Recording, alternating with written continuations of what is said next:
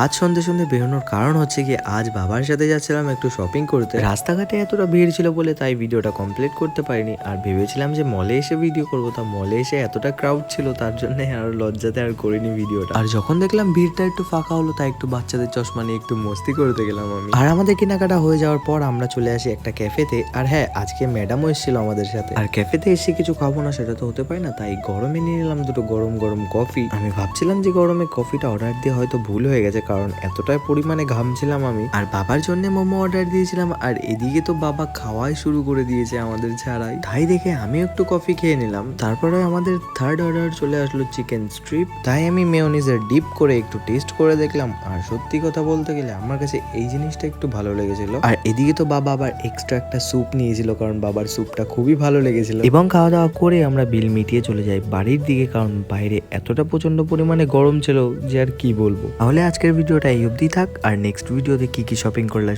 সেটা দেখাবো।